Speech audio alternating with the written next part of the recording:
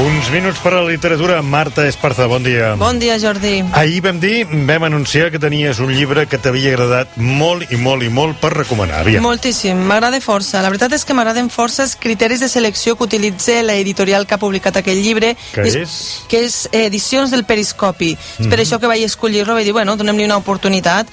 La veritat és que el llibre és La Peixera, que així el nom tampoc no diu res. Quan llegeixes el llibre li trobes un significat en aquest títol. Mira, si tu em dius La Peixera, és el que ara mateix jo miro cap endavant i veig el tècnic de so, el Dani. No és aquest tipus de peixera. Perquè això és una peixera, això ja ho saben els oients, que tothom ha vist un estudi de ràdio, doncs és aquest vidre impressionant que hi ha. Bé, de quina peixera estem parlant?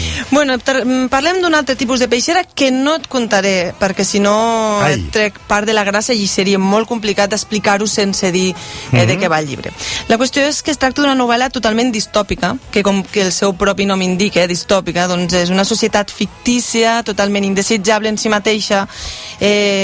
La primera part del llibre és un autor que està totalment aïllat del món perquè està segrestat. És un tio que explica com la seva lluita interna, el droguen, li peguen, el torturen. Llavors és una mica... Sí, és que sembla... De veritat, és una història molt ben escrita. Sembla... Ho contes i dius, carai, quin llibre més sos o més avorrit. No, senyor. És un idioma totalment lleuger, molt ràpid, molt actiu i molt, molt ben escrit d'aquest escritor Maiol de Gràcia Clotet, aquest jove escritor d'aquí de Barcelona. Està molt ben fet.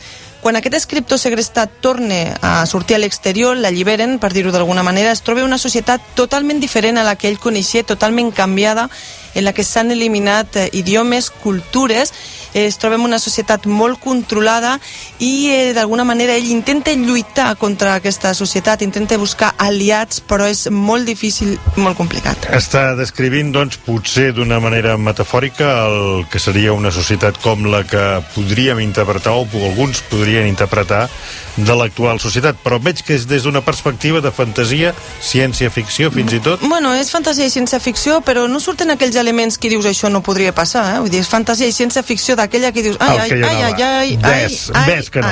Vinga, passa.